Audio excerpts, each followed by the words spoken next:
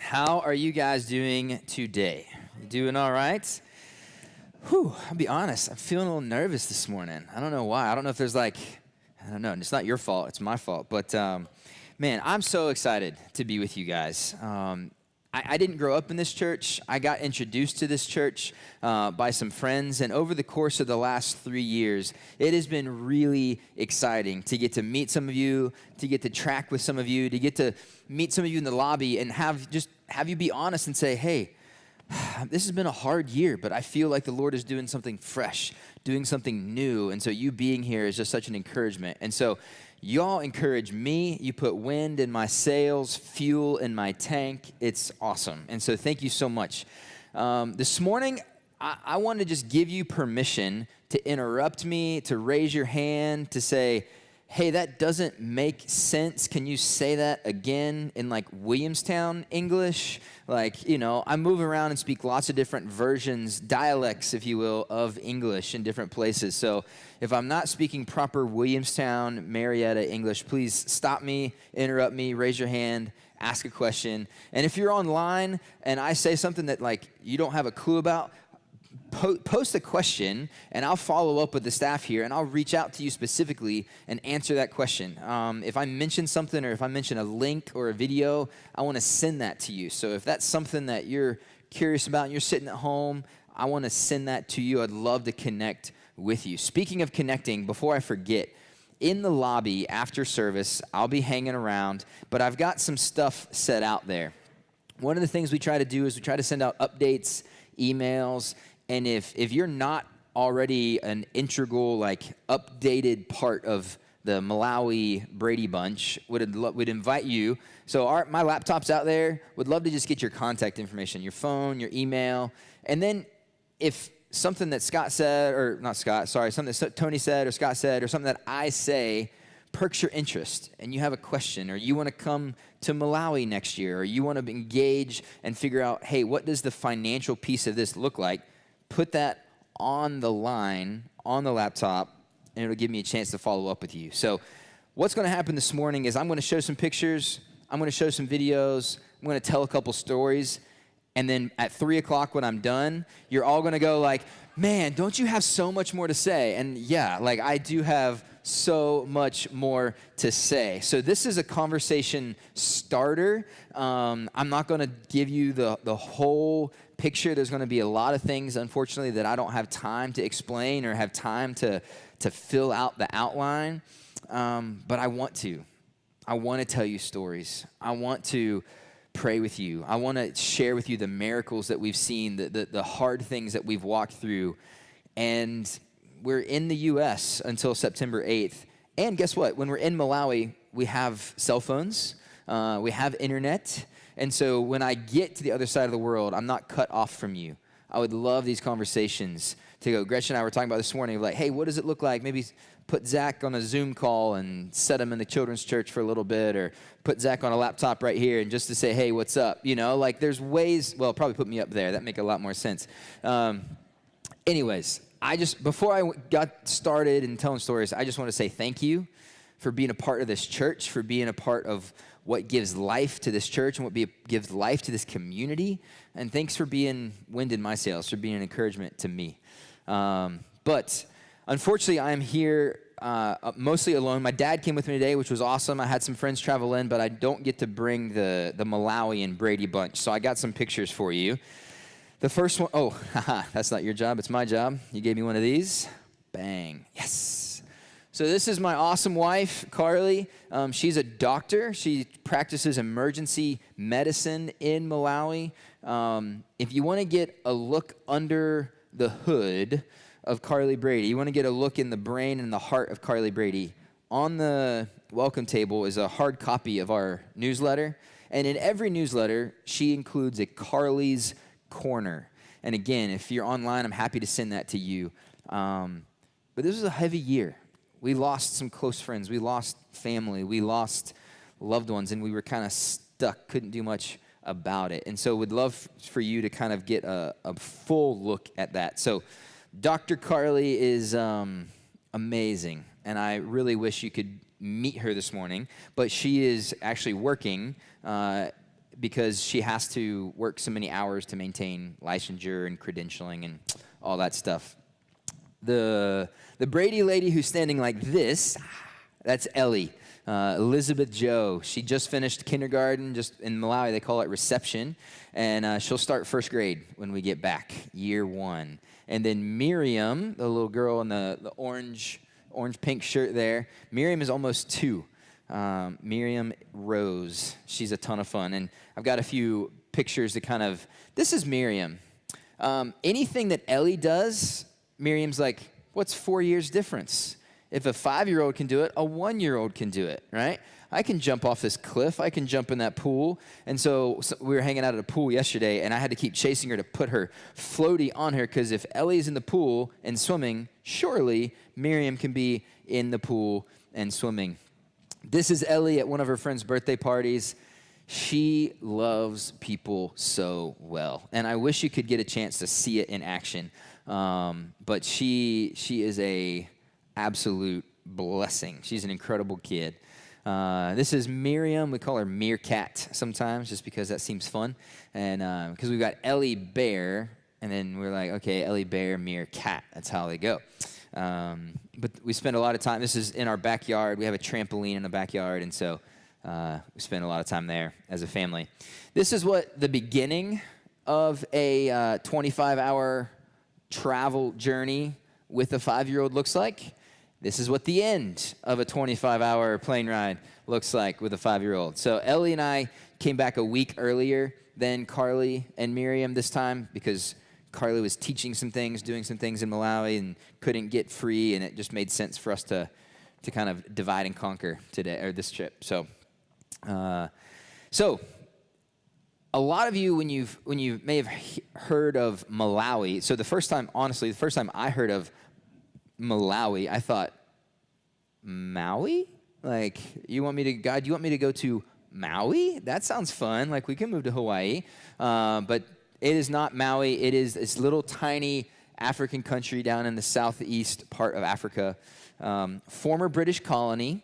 And so we drive on the other side of the road. You shift with your left hand, and manuals and gas pedals, brakes, all that's the same. But so the world looks a little different there. However, we don't live in a hut. Some people ask me, like, hey, how do you raise 2 girls in a grass-roofed hut? I'm like, well, I don't know. You have to ask someone who does. We live in a city of 1 million people. And in this city are people from all walks of life, people from all over the world. One thing that's happened across Africa is its urban centers have become these melting pots from all around the world. Folks from China, folks from Japan, folks from the Middle East, folks from Lebanon, folks from South Africa, folks from all across the continent of Africa. But also there's all these like carryover folks from the colonial era. There's folks from England and the UK and Ireland, all around Europe, and they're living in our city, running businesses, building buildings, running banks, and it's a really diverse place. So in a place like that, with a lot of diversity, I get the privilege of working with the international schools. So this is the main hall at St. Andrew's International School. And when I showed up at St. Andrew's, as far as I know, there was like 0 evangelical presence there. And so I pretty much just had to kind of knock on the gate and pray they let me in. But as the slides go, you'll see that the Lord has really, really opened doors in supernatural ways. Doors that I thought it's literally going to take a miracle for this to happen, and it's happened. And so you guys have been praying for those miracles. You've been praying for green lights and open doors. And me being in the main hall with, I don't know, probably 30 kids, that's a miracle. Like what you're looking at on a screen is a miracle. Because these kids come from all different backgrounds. They come from Muslim families. They come from Hindu families. They come from atheist families. And families that when the parking lot on school drop-off looks a lot like the parking lot here. You know, you've got some super nice cars, you got some Lincolns, you got some Mercedes, you got some BMWs, and you've got some folks who spend all of their money on their kids and none of their money on their cars. And that's okay, no judgment there. But even these kids, just because they go to the same school, their background is wildly, wildly different. And I was talking with you about the different backgrounds. So my wife, if you can't tell from the picture, she loves public displays of affection. It's like her favorite thing. And obviously that's a joke. You were supposed to laugh. Ha ha ha. Cool. So, but this is a Frisbee group that we've gotten connected to. One of the things about Blantyre is there's a lot of different little pockets where people hang out. There's a lot of little corners where people like to hide. And one of those pockets is playing Frisbee. And so probably half of this group wants nothing to do with spiritual conversation, wants nothing to do with when I tell them, oh, I'm a missionary, they're like, okay. And they're just not interested. So I just try to feel it out first, and then I often go with, well, my wife's a doctor. And then they're like, oh, welcome, right? Like you have to like be careful which card you play when you walk into different places. But this group has been a lot of fun for us, and it's been a reminder of like, oh yeah, the families that these kids come from. Most of these kids aren't growing up with mom, dad loving each other, loving their kids. If they're lucky, they've got mom and dad in the same house. But a lot of these kids come from broken families. A lot of these people are living in Malawi because wherever they're from, their family kind of fell apart and they're kind of running from that. And so a lot of the people in this picture have really, really broken pasts and kind of show up in Malawi hoping to like find purpose, find identity, find something worth living for. Because a lot of us hit 30, 35, 40 years old and you're like, what am I doing? Like, I see white hairs in my beard. Like, and I don't love the rearview mirror. I don't love what I've done with my life until this point. And so there's a lot of people that just go, well, there's a lot of need in Africa, so I'm going to feel better about myself and move around the world and try to do something, try to find purpose. But the problem is when you detach purpose from Jesus, it's still empty, you know? And so, anyways, that's a lot of the crew that we hang out with.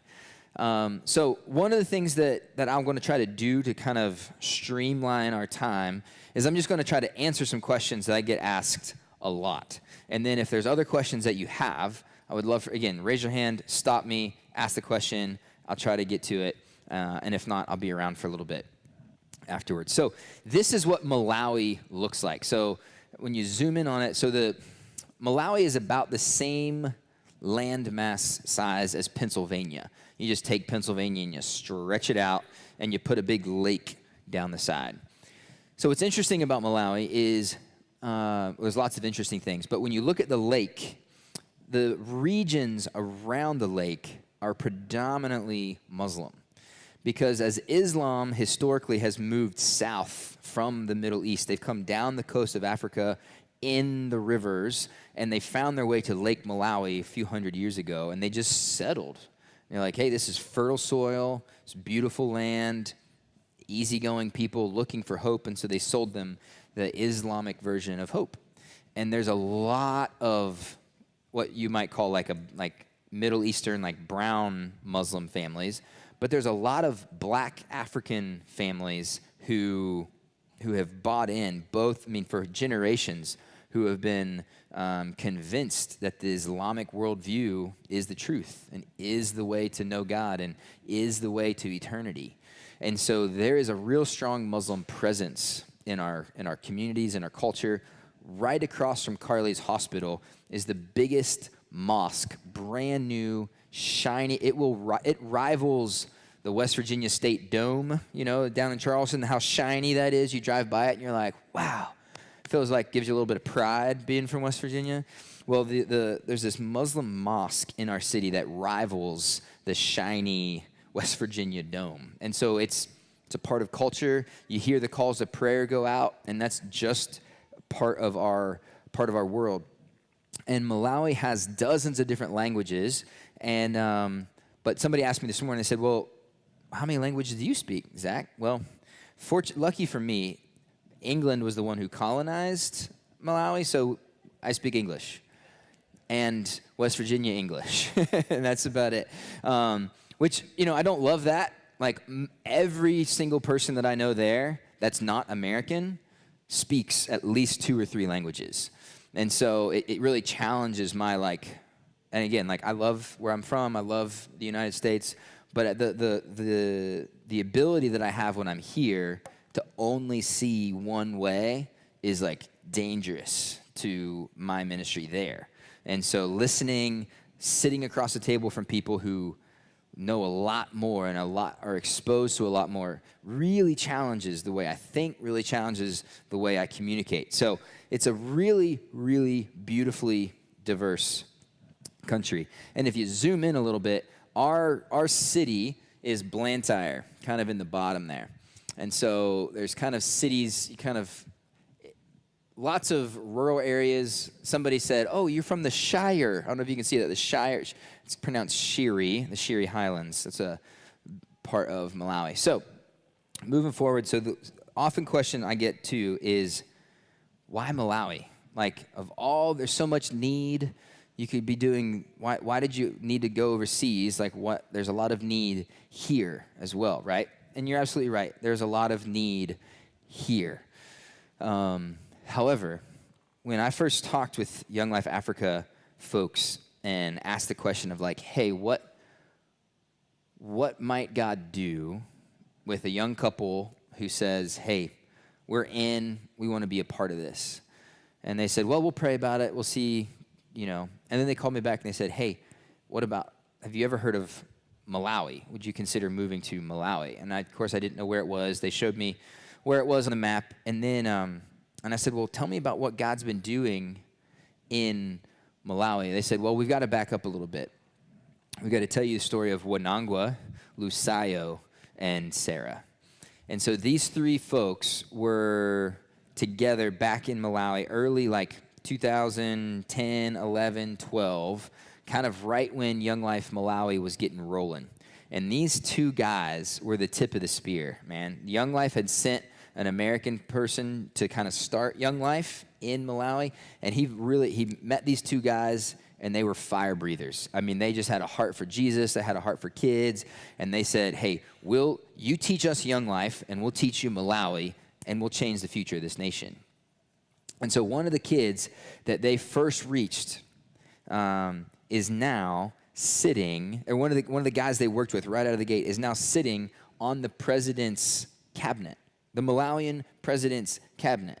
And so as we talk about changing the future generations, as we talk about having influence and how to turn a country upside down, working with the high school students, working in an environment where kids have a chance to kind of outdo their parents and kind of be a part of bringing change in their own culture, that's an incredible opportunity. And so these guys were doing that.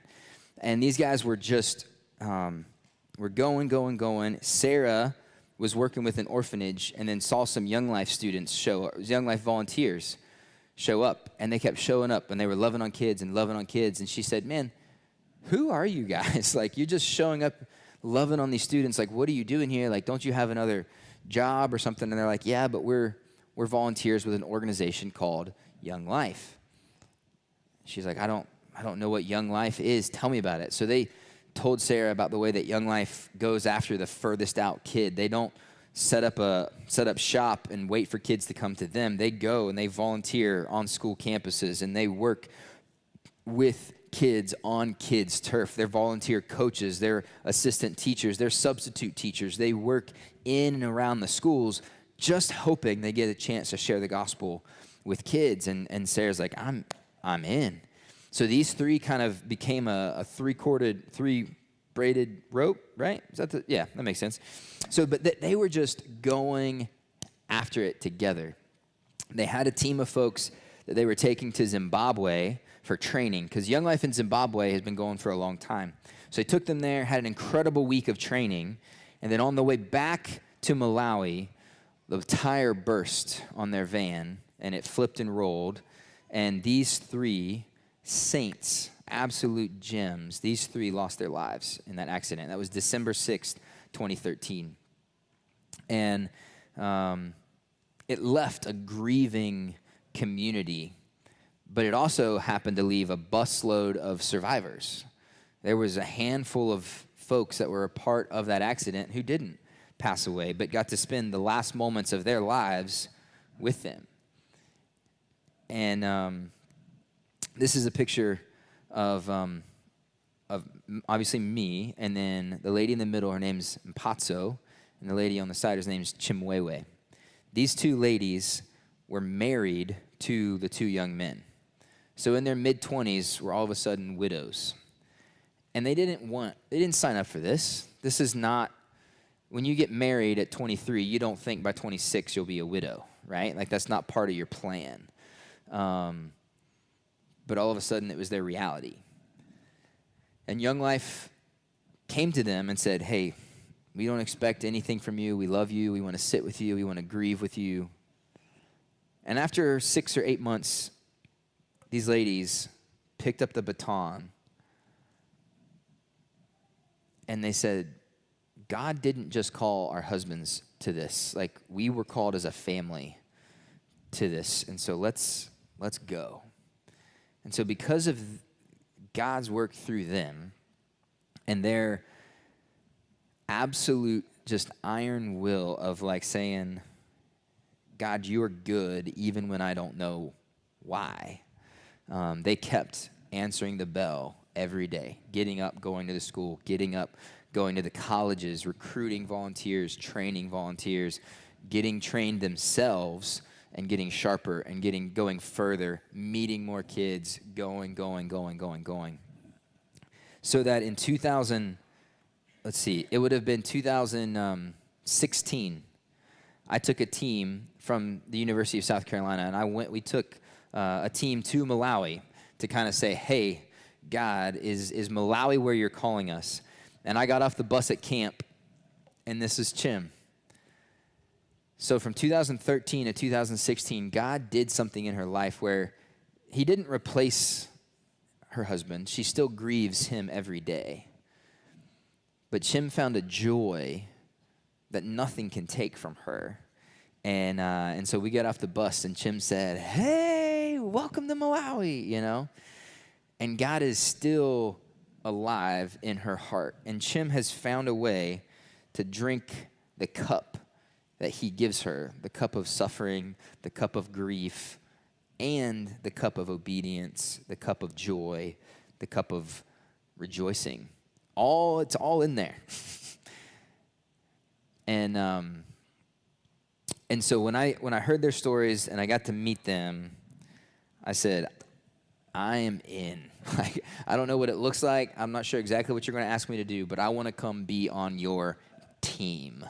And so Malawi right now, I'm the only expat. I'm the only person without a Malawian passport that's on staff. There's 16 Malawian staff folks that are doing ministry across the country with local kids in local schools.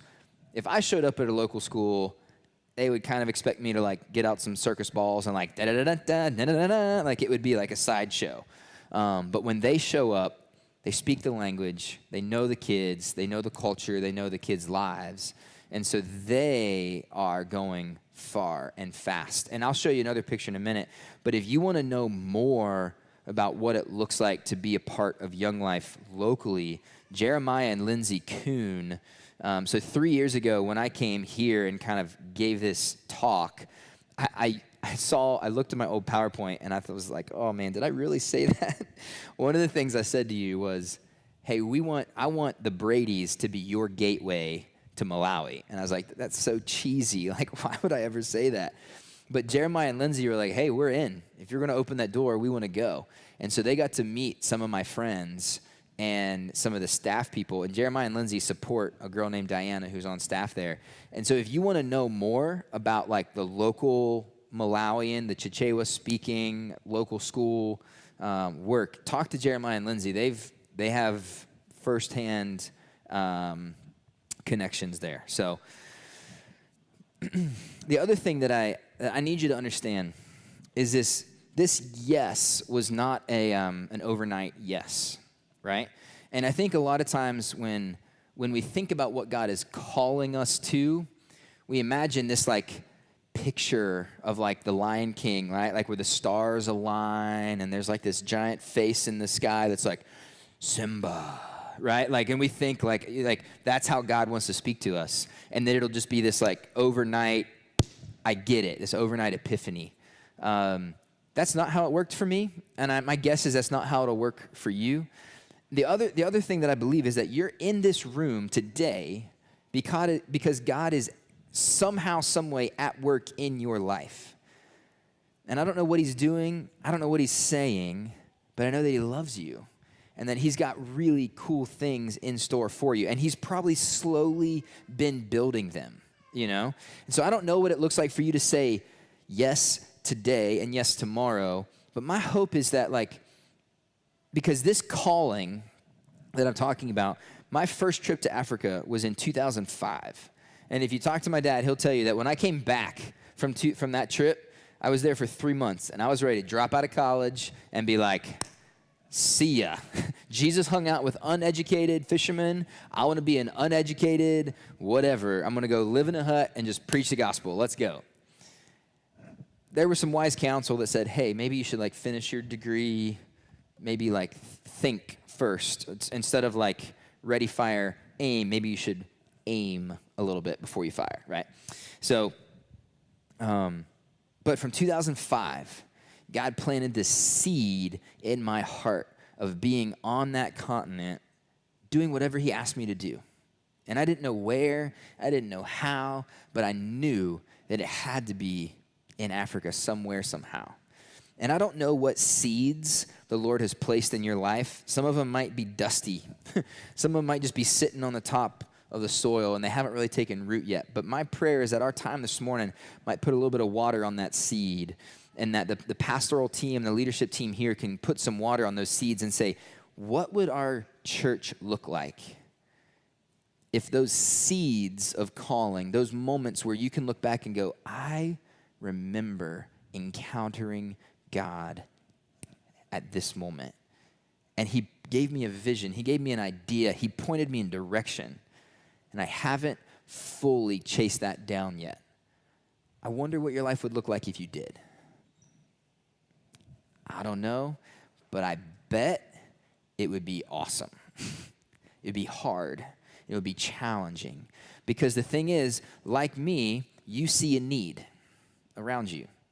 When I look at Malawi, 75% of the population in Malawi is under the age of 25. Do that math. 75% of a country's population under the age of 25.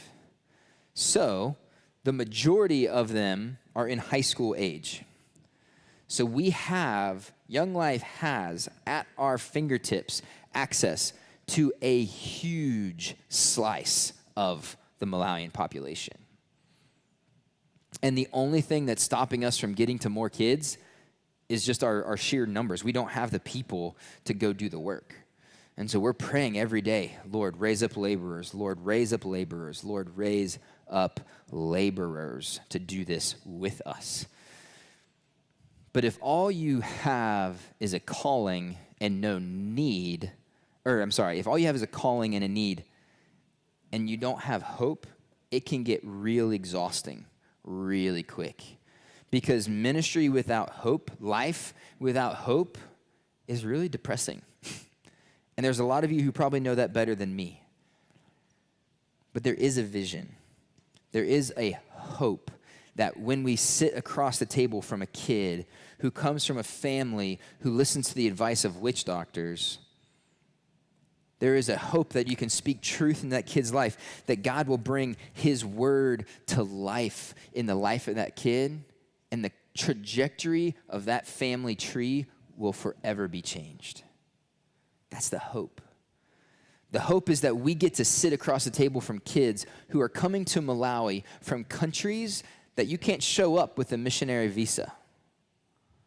And so our hope is I get to teach a kid who comes from a closed country, I get to teach him how to play Frisbee.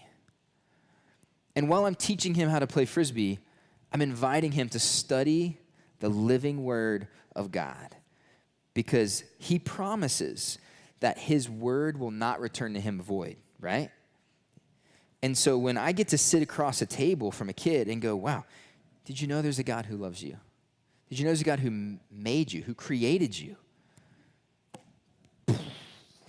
Right? Whoop, sorry.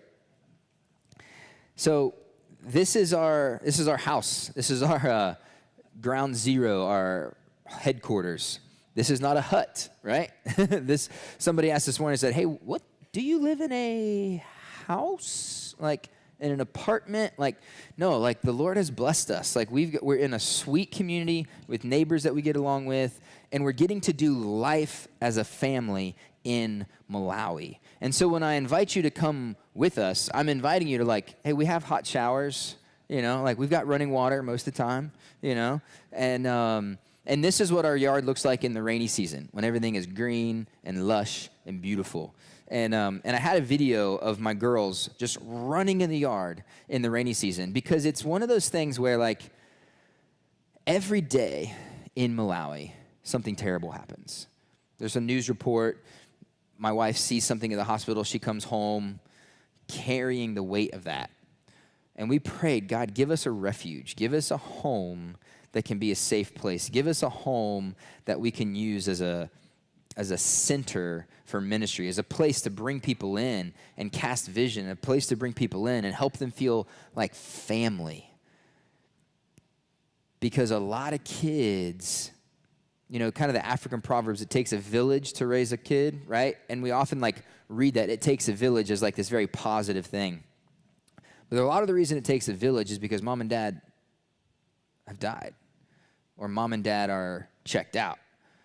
And so it does take a village. And so you're talking with kids who've been raised by their auntie, their uncle, their grandma. And so this is kind of our safe space, our space where we invite people in and come experience the love of the Father over a cup of coffee, over a cup of tea. This is really funny. So there's this kid, because of the live stream, I'm not going to tell you his name because chances are he'd hear about it and he'd never forgive me. But I was at St. Andrews one day, and like I said, the way I get on campus is I offer to volunteer. Show up, knock, knock, knock. Hi, Mr. and Mrs. Principal. I would love to volunteer. I'm a concerned citizen in the neighborhood. Do you have any needs? How can I help? And so the particular need at this school at the time was the boarding students. The boarding students are kids that are living on site, right? Coming from all different walks of life, coming from different backgrounds, different stories, different things. And some of these kids, they come from like, their families live 15 minutes down the road.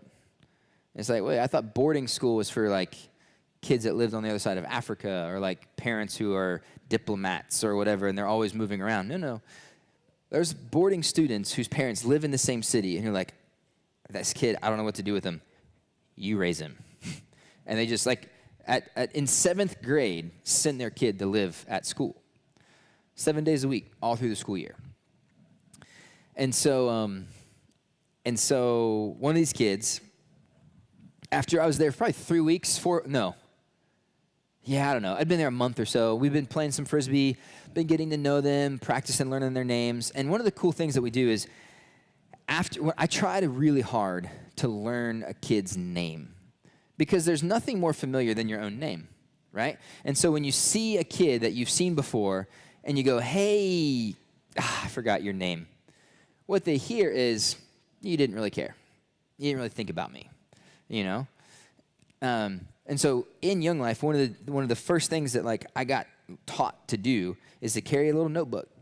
And you learn a kid's name, jot it down, punch it in your phone, save it. Then every night, every morning, you get your list out. All right. And you go over their names, you pray for them. Because the other reality is, I told you about these kids' backgrounds. There's a pretty good chance you're the only person who's praying for that kid by name. You're the only person on the planet. Like, think about that. Like, those of you who are teachers or work in the school systems, or like these kids that come from families who don't have a spiritual background, who aren't connected to God in any way, your relationship with them might be the only chance they get at their name being uttered before the throne of God. Think about that. So I get the privilege of learning kids' names. At this point, we know over 160 kids by name at these international schools. So I've got an Excel spreadsheet because my notebook, like, I think Miriam scrabbled all over it with a Sharpie at some point. So it's in an Excel spreadsheet now. And so every morning, every night, I scroll through the names. God, would you be with him? God, reveal yourself. God, reveal yourself. God, reveal yourself. So this kid walks up to me, and he's like, dude, don't you have, like, a job or, like, a family? Or, like what are you why are you here? He's like, why are you teaching us Frisbee? Like, what are you doing here? And it was one of those moments where, I don't know if you've experienced this before, where, like, you lock eyes with somebody, and then you just hear the Holy Spirit go, wah. And so I just looked at this kid dead in the eyes. I said, man, here's the thing.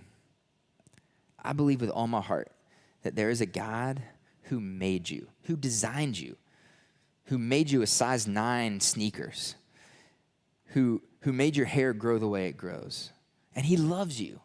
And he is excited that you are the way you are. And he loves you so much.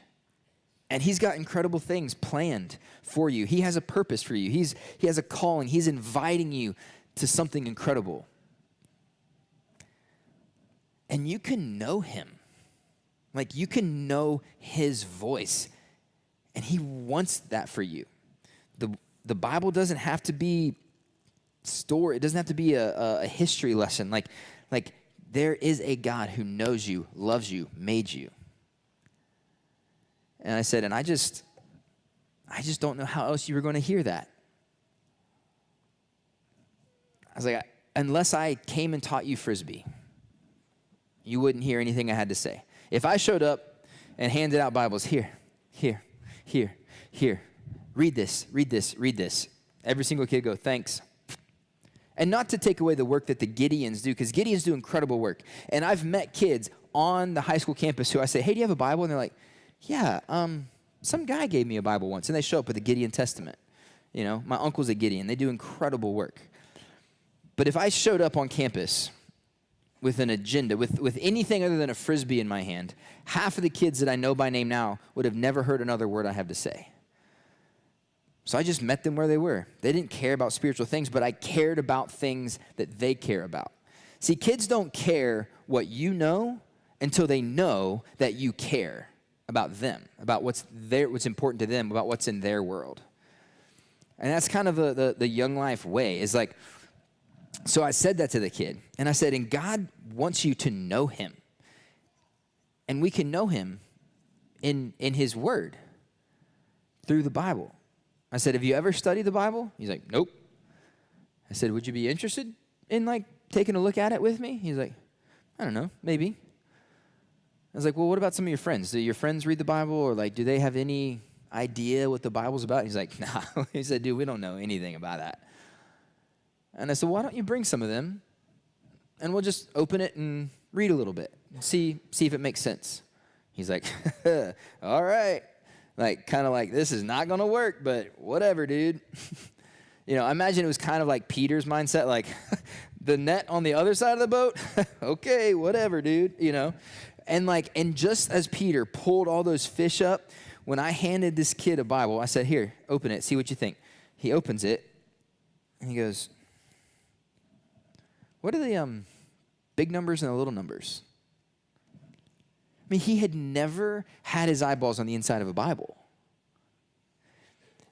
And so we read the story of the woman caught in adultery, where these religious people throw this woman at the feet of Jesus. Hey, we should stone her, right? And Jesus just kneels down beside her and just draws in the dirt. It doesn't tell us what he wrote, but he wrote something in the dirt. And that's just where we stopped. I said, how many of you have ever felt like this woman? Had somebody who felt like they were better than you throw you in front of a principal and teacher, a mom or dad, and say, look what he did. He's a screw up. And every single one of them with tears in their eyes, like, yeah, that's my life, dude. I said, how awesome that Jesus just kneels down. Maybe he played tic-tac-toe. I don't know what he did in the dirt. We don't get to, it's not in there. But he kneels down, and he's with you when everyone's pointing fingers. I said, and that's what this is all about. This is about a God who kneels down with you and chooses to be with you when nobody else does. You want to read a little bit more next week? Yeah. Cool. So that's what we've been doing for the last 9 months, is just showing kids the God of the Bible through the person of Jesus, one day, 1 week at a time. Oh, man. So that's my job. That's what I get to do, is I get to go on campus. I get to be with kids, meet them where they are, and share the truth of gospel with them, share the truth of God with them. On the slide, it looks kind of neat, right? Like to give young people a chance to see, hear, and respond to the gospel. See, a lot of places focus on, we want people to hear the gospel, cast the seed, which is great. But giving a kid a chance to respond can take a long, long time. And so I don't know how long we're going to be in Malawi. It might be 3 more years. It might be 10 more years. I don't know. We'll be there as long as the Lord says stay. But there's a lot of you who are praying for kids, grandkids, nieces, nephews, and you're waiting for them to respond to the gospel too. I know that weight. I know that pain. I know that sorrow. I know that almost that grief that you feel. But I just want to encourage you, don't stop praying. Don't stop loving. Don't stop meeting them where they are. And I wonder what your relationship with them would be like if instead of being the Pharisee who's always pointing out the things they do wrong, you sat and played in the dirt with them like Jesus did. It's worth a shot. Sorry, I didn't really plan to say that. So, how does it all work? Man, what's up? I don't even know. All right, I'll be quick. Here we go. This is how it works, right? We start with relationships. We start slow. We build deep. We get to know people. We train leaders. We do these things. We cast vision. We do Bible studies. We do all these things. We invite people in. We celebrate. It's this cycle of building relationships, casting vision, inviting them, right? Not kicking them out, but like inviting them in, not telling them to go do something, but to come with me, right? Like Jesus, all the time he said that. He was like, hey, no, just come and see. Hey, no, just come with me, right? It was this invitation. And then we celebrate. That's the cycle. That might not make a lot of sense to you, but this video kind of explains, this is how we spent a morning with the volunteers that I'm training. This is a drive around our city, around Blantyre. Made my way to the borderline, looking up towards the friendly skies. Everything that I thought I had, taken right before my eyes. Oh yeah. Give me faith, give me love, 'cause I need it. Show me grace, make me strong, let me feel it. Where to go? Can I walk to redemption? Don't know how we'll be okay.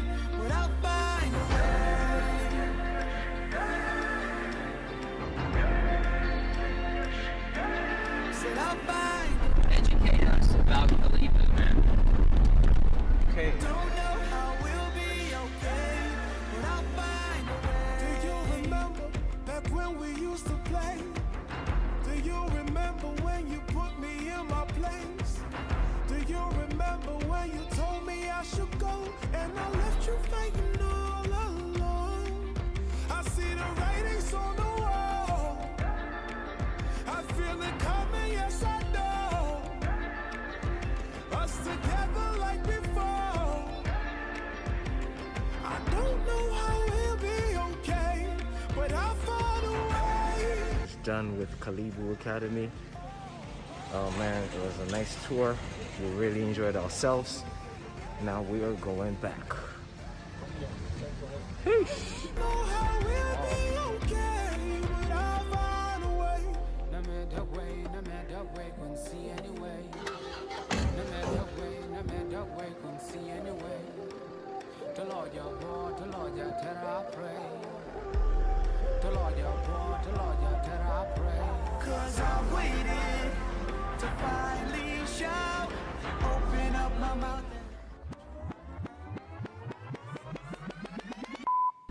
Give us your vision for your city, to give us your vision for these schools, and to give us green lights, Lord. Open doors. Might there be somebody standing at one of these gates that we need to meet?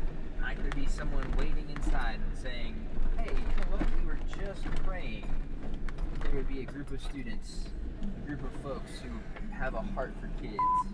I have a heart to provide a space for kids at Blantyre Baptist to explore their faith, to talk about their faith, and to have a safe environment. It's not the classroom, you know? Like one of you could show up here, meet with the administration, and say, hey, I'm a volunteer with an organization called Young Life. I love this idea. Basically on a mission trip. But then just feeling unworthy to maybe be a team lead at one of these places or volunteer, like Yeah. what am I after? So You are a human pray being, for me.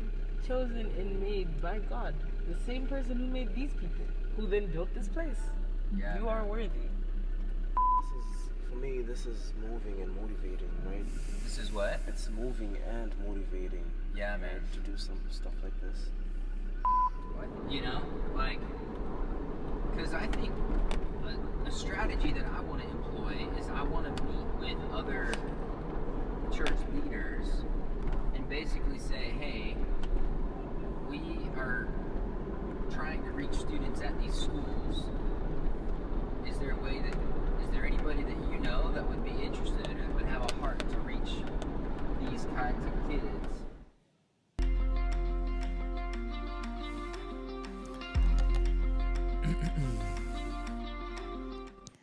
Question.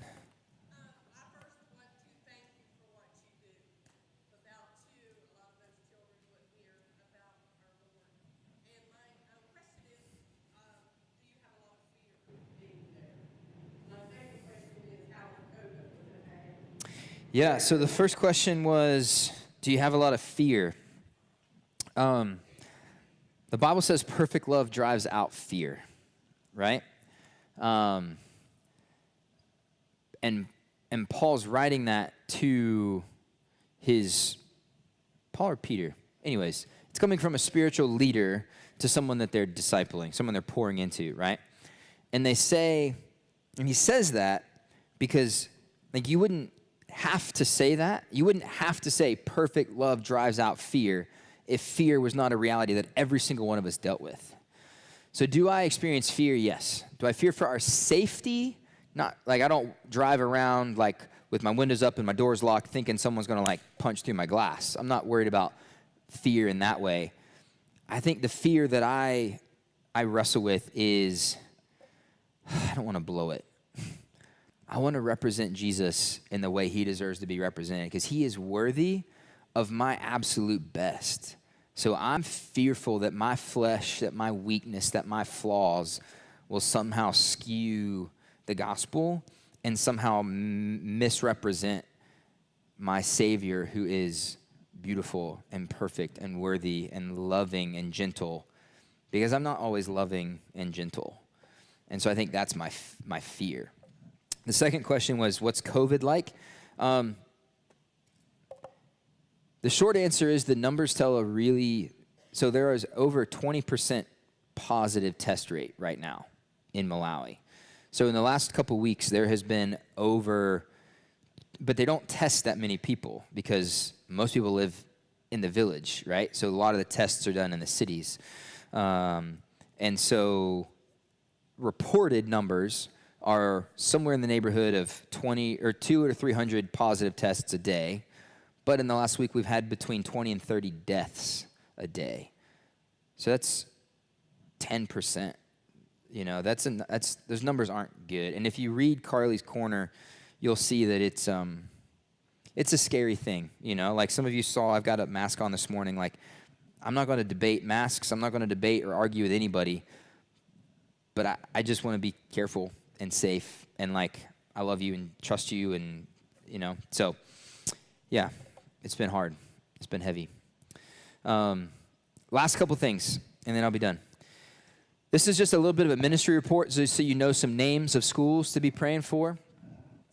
So right now we've got 3 active ministries at St. Andrews High School, which you saw pictures of, at Hillview High School, and at Hillview Primary School. So in Young Life, there's a little arm of Young Life called Wild Life, because kids that are in 4th grade, 5th grade, 6th grade, they already have what they need to make a decision to follow Jesus, right? And so getting to sit with a 4th grader whose parents brought a witch doctor to the house to scare him so that he would do better in school. Like, I mean, and these are not like poor families. These are families who spend $9,000 a year to send their kids to international schools. But they feel like the best way to whip their kid into shape is to bring a witch doctor in the door and scare the life out of him. And then he comes to school, and no wonder he can't, like, figure out what 2 + 2 is, because he's scared. That's what fear really is. And then the other 4 schools right now that we have contacts at, that we're building relationships with, that we're building ministry, is Central High, Mount View Primary, Kalibu Academy, and St. Patrick's High School. So those are schools that we have contacts with the administration, some alumni, some teachers on campus, and we're trying to figure out what does it look like to kind of crack the code and get on campus. And so we're also, the folks that were in that truck with me and the folks you'll see in pictures in the newsletter, there's about 7 volunteers that have said, hey, I don't know what this looks like, but I want to do this with you. And so we're working together, doing a lot of stuff. So some numbers, like I said, we know 162 kids by name right now, which is huge. It's a lot of kids. It's a long time sitting before the Lord, naming kids, you know. And right now, of those 162 kids, in the last year, since last September, 76 students, 76 kids, I got the privilege of sitting across the table, sitting in the field, sitting on my back porch, and opening the Bible and introducing them to the God of the Bible through the person of Jesus. That's awesome. Like, these were both 0 a year ago. But because of the 2 years of kind of tilling the soil and watering the soil and doing those prayer drives, God started opening doors for us this year. And it has been incredible. So this is the wildlife group. We just had it was just awesome, huge tug-of-war game. This is the back porch of the family who hosts our wildlife club. And so you can see her daughter, who's in the high school club, like she's playing guitar. So she's in 8th grade at the high school and leading songs for wildlife, you know? And so it's doing life with these kids, it's teaching them to have an impact right where they are. This is what life looked like for us a lot of times. You know, schools would close, COVID would spike, and we were right back onto WhatsApp group calls, Zoom calls, but nobody else was connecting with these kids. These kids were just hiding in online chat rooms and video games and everything. So I'd say, hey, are you free? And they're like, yeah, I've got nothing going on. And so because of the hard work of us, like, keeping up with them while things were shut down, that meant a lot to them. This is at the high school, the St. Andrews High School. This is the kids. We're out. So I took an American football and spliced it with ultimate Frisbee rules, and we called it ultimate football, and they thought it was awesome. And so that was that. It was a good day. This is the leadership crew.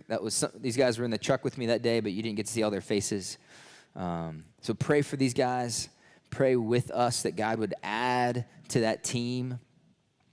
This is the inside of the truck. This is Emmanuel in the front seat. And then I was telling you about the gal that Lindsay and Jeremiah support. She's behind Emmanuel. Her name's Diana. She's in the back seat there. I work with some of Malawi's sharpest. These guys all have 4-year college degrees. And instead of going to work as a civil engineer or going to work as a graphic designer and make really good Malawian money, they've chosen to make a decent wage, but Young Life pays kind of middle of the ball. Anyways, they've chosen to make that sacrifice and serve with Young Life. They're incredible humans. And there's another video where you get to hear from some of them. That link will be on y'all's website. It'll be on the live feed. There'll be links for you guys to kind of get to see and hear more. But this is it, right? I mean, this is what Jesus did for us. The Word became flesh and dwelt among us. And we have seen his glory. Glory as of the only Son from the Father, full of grace and truth. And so that's the job description right there.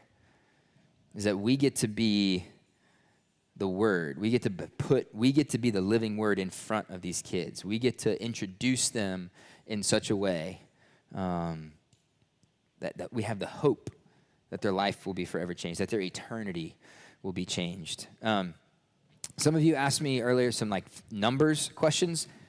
I'll be really honest. I don't mind letting you know this is what I make. I make about $47,000 a year. So if you're considering Young Life as a career, that's what you got to look forward to. All right. But the other thing is all of these things that God has done, all these open doors that we've walked through, they cost money. And when we started this journey about 3 years ago, we just kind of guessed. There was a lot of guessing. And we guessed mostly right for the first year and a half. But this second year and a half, as the Lord has opened doors, as we've had to travel, as the opportunity to provide travel and provide training for some of these guys has come up, a lot of that just costs a lot of money. I'm not going to walk you through all these line items. I'm happy to send this to you, to discuss this with you, to show this to you. But one thing I do want to point out is right now, we've got about $80,000 a year pledged that's coming in, which is awesome. But in order for us to do everything over the next 12 months that we feel like God is calling us to rent an office, to move into these different schools, to provide leader training, to help us send our girls to the international schools, that's a part of the benefits package. We're hoping to raise about $120,000 annually. Just so you know. I don't want there to be any, you feel oh, it's all smoke and mirrors. Nope. There it is. And so that's where we are. And so if you want to be a part of this process, the financial process, there's pledge cards out there. I'll stick around. I would love to answer questions. I would love to jump into this more. But more than anything, I just want to say thank you, I want to say thank you, and I want to invite you to come and see. Because Jesus knew at the beginning of his ministry, and if you've never read this before, I would check it out. So at the beginning of his ministry, John the Baptist baptizes him, and then there's this couple days go by, and John the Baptist has this group of disciples, right, that were following John the Baptist.